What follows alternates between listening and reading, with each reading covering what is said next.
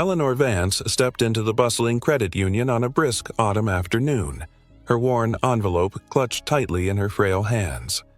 The branch was crowded with long queues and murmurs of discontent, the air heavy with impatience and quiet frustration. Eleanor, a dignified but modest woman in her later years, had come seeking clarification on a series of mysterious charges that had suddenly appeared on her account, a matter of vital importance to her modest financial existence. As she made her way through the crowded lobby, she could feel the weight of every passing glance, every hushed comment, as if her very presence was an inconvenience. Her heart pounded as she approached a service counter, the polished surface reflecting her anxious face. With a deep breath meant to steel her resolve, Eleanor adjusted her shawl and stepped forward. "Good afternoon," she began softly, her voice trembling just enough to betray her inner anxiety. "I'm here because there seems to be a discrepancy in my account." She slid the envelope across the counter, hoping that the enclosed documents would speak for themselves. However, the teller, Brenda Peterson, a young woman with a tired, impatient demeanor, barely glanced at the papers before dismissively replying, "These charges are standard, ma'am. Everything is outlined in your account agreement." The words stung like ice, and Eleanor's eyes filled with tears she fought to hold back. She tried to explain that the fees were not only unexpected but also unaffordable, but Brenda's response was laced with condescension. "If you want to avoid fees, you need to maintain a higher balance," Brenda sneered, her tone echoing through the now hushed branch. Nearby, a few customers exchanged sympathetic glances while others murmured disapprovingly. In that moment, Eleanor felt exposed and humiliated, her lifelong efforts to manage her finances reduced to a public spectacle of ridicule. Just as Eleanor's resolve began to crumble under the weight of embarrassment, a quiet voice from behind broke the oppressive silence. "Why are you speaking to her like that?" The question sliced through the tension like a ray of light. Every head in the credit union turned toward the source. A man in a simple casual jacket and baseball cap had stepped forward, his presence commanding yet unassuming. As he removed his cap, murmurs rippled through the room. It was Ryan Gosling. Without a trace of fanfare, Ryan's calm yet authoritative tone filled the space. "This is not acceptable treatment," he said firmly, his eyes locking onto the teller and then on the manager, who had just approached with an air of dismissive superiority. His intervention was quiet but potent, cutting through the cruelty with a message of respect and dignity. The entire branch fell silent as Ryan calmly requested to review the documents that Eleanor had provided. His hands, steady and sure, took the envelope from her trembling fingers and he began examining its contents. Every detail, from the dates to the mysterious fee increases, was scrutinized as if by someone who understood not just the numbers, but the human cost behind them. The branch's atmosphere shifted palpably as Ryan's measured questions forced the manager, Arthur Jenkins, to step forward.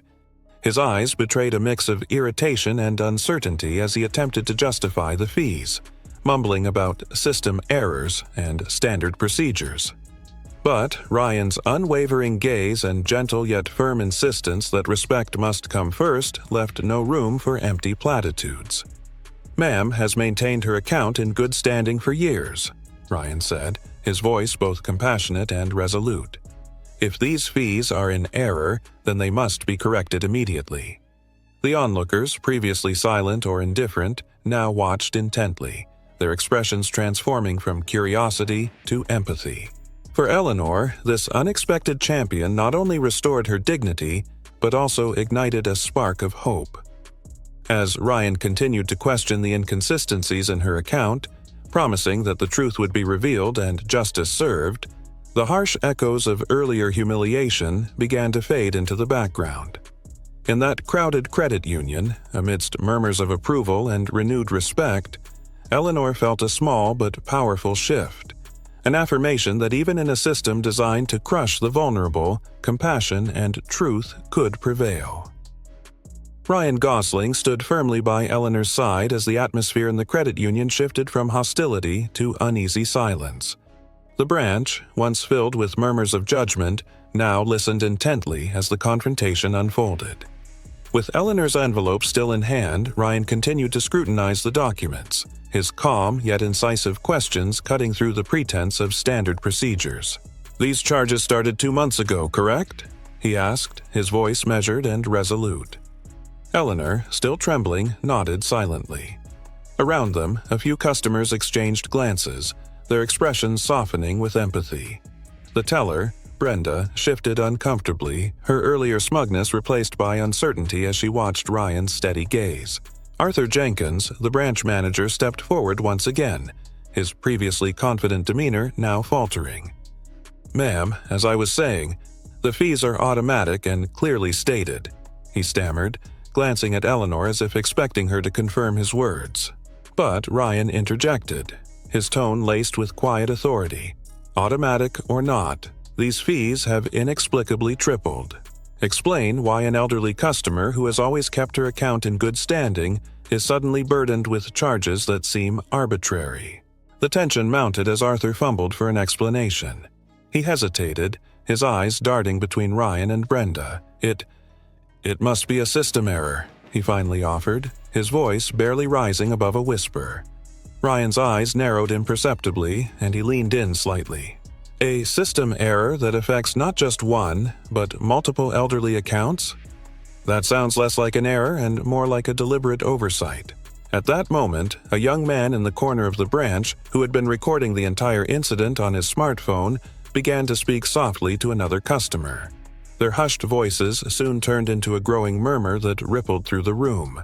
The video was already being shared online, and those present could sense that this confrontation was about to take on a life of its own beyond these walls. Arthur's face reddened as he realized the gravity of the situation.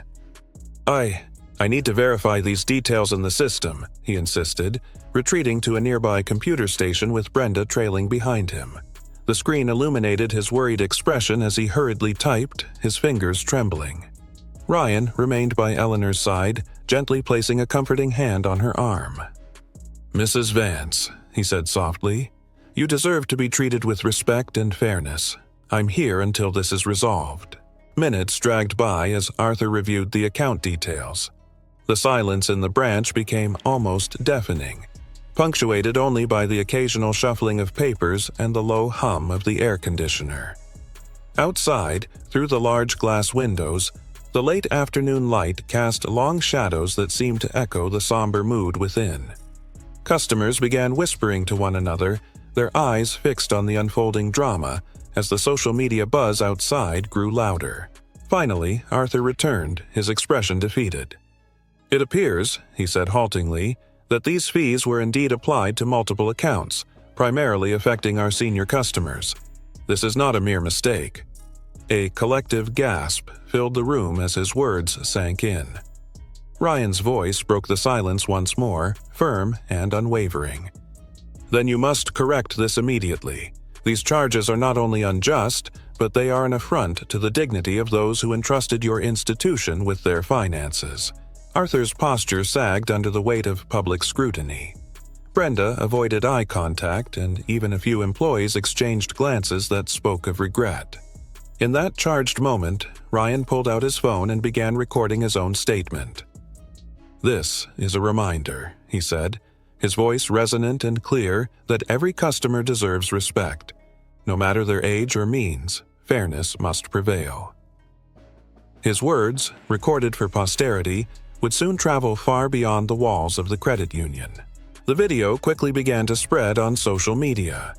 By the time Arthur could muster any response, a tide of public outrage was already surging.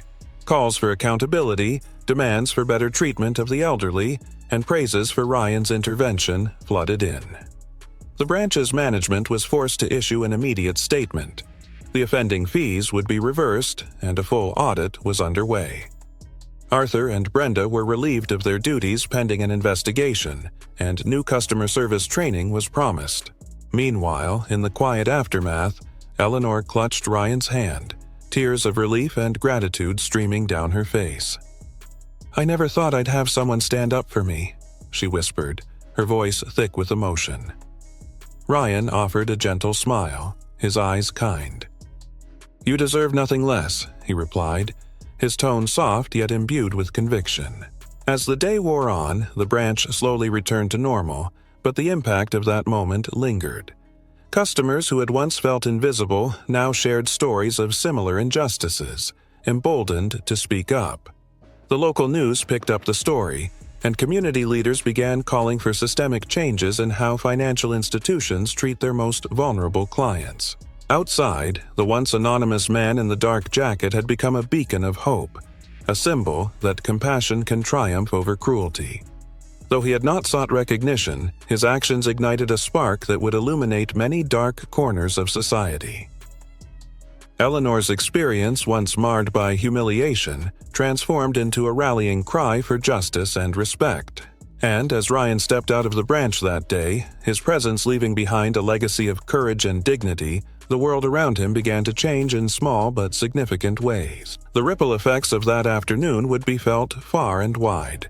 New policies were enacted, and a wave of empathy spread through communities that had long felt overlooked. Eleanor, bolstered by her restored faith in humanity, continued her daily life with a renewed sense of purpose. And Ryan, ever the quiet advocate for justice, moved forward knowing that even a single act of kindness can reshape lives and inspire lasting change. In the days following the explosive confrontation, the credit union became a hive of change and introspection. The video of Ryan Gosling's intervention had spread far beyond the branch, igniting a public outcry that resonated across social media and local news outlets. While some expressed outrage at the mistreatment of Eleanor Vance and countless other vulnerable customers, others celebrated the quiet heroism of a man who had stepped in when respect was in short supply. Inside the branch, management was forced to confront a stark reality.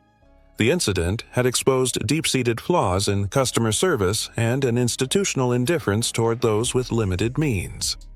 Senior executives arranged an emergency meeting to address the uproar. Policies were quickly overhauled. Strict guidelines were replaced with protocols centered on empathy and fairness. The branch announced a full audit of all fees applied to senior accounts, and, as a result, hundreds of customers discovered that they had been overcharged. A formal apology was issued to all affected clients, and a new training program was launched, aimed at ensuring that every employee would treat each customer with the dignity they deserved. For Eleanor, the aftermath of that day brought a renewed sense of empowerment. Once humiliated in a public setting, she now found her voice among supportive community members. Invitations began to arrive from local advocacy groups, and she was asked to share her story at community centers and local council meetings. What had once been a moment of deep personal shame transformed into a catalyst for broader social change. Eleanor's story was no longer just her own. It became a symbol for every person who had ever been dismissed or devalued because of their circumstances. Ryan Gosling, ever modest despite his celebrity status, continued to work quietly behind the scenes. He visited the branch occasionally, not to seek praise, but to ensure that the changes promised were being implemented. He spent time with the new training team, offering gentle advice on how to treat every customer with respect, regardless of their financial situation. His approach was calm, but his impact was profound. His very presence encouraged the staff to re-examine their attitudes, and, in time, many began to see the world through a more compassionate lens. Outside the branch, the ripple effects of the incident became evident in the community. Local news reports detailed the story of a humble grandmother who was vindicated by an unexpected champion, and public discussions about financial ethics and consumer rights became more common. Social media buzzed with hashtags like #respect is for everyone and #justice for Eleanor, and the credit union's transformation became a case study in how empathy can drive institutional reform. Community leaders cited the incident as a turning point, a reminder that even a single act of kindness can spark a movement toward fairness and accountability. Meanwhile, Eleanor's life began to change in tangible ways. With the help of community donations and support from local charities, she was able to secure a small grant that not only reimbursed her for the overcharged fees, but also provided a modest boost to her finances. This financial relief allowed her to continue managing her account without fear of unexpected fees, and it even enabled her to invest in small improvements for her home. More importantly, Eleanor felt a renewed sense of self-worth. Her experience, once a source of deep embarrassment, had become a beacon of hope, a testament to the resilience of the human spirit when backed by collective support. Liam, too, experienced a transformation. The memory of that distressing day slowly faded, replaced by an understanding of the power of kindness and solidarity. His eyes, which once held confusion at the harshness of the world, now sparkled with a cautious optimism. Teachers at his new school noticed a change in him, a quiet confidence that seemed to come from knowing that someone had fought for his grandmother when no one else would. As the weeks turned into months, the credit union continued its journey toward redemption. Follow-up audits revealed that the unfair practices were not isolated, leading to further reforms across multiple branches. The institution began a series of outreach programs aimed at educating elderly customers about their rights, and it partnered with local organizations to offer free financial counseling sessions. The once ignored voices of the vulnerable were now being heard, and policies were being reshaped to prioritize the needs of those who had long been marginalized. One crisp morning, as sunlight filtered through the branch's redesigned lobby, Eleanor walked in once more, not as a figure of humiliation, but as a respected customer and community advocate. With Liam by her side and a gentle smile on her face, she greeted the staff, who now treated her with genuine warmth and respect. Ryan, observing from a discreet corner, allowed himself a quiet smile of satisfaction. His intervention had done more than correct a mistake. It had sparked a transformation that reached deep into the heart of the community. In that moment, the credit union stood as a symbol of hope and change, a testament to the idea that when compassion triumphs over cruelty, even the most entrenched systems can be reformed. And as the day unfolded, with customers engaging in friendly conversations and staff members offering genuine apologies where once there had been disdain, the story of Eleanor and Ryan became a cherished reminder that respect and dignity are rights that belong to every human being.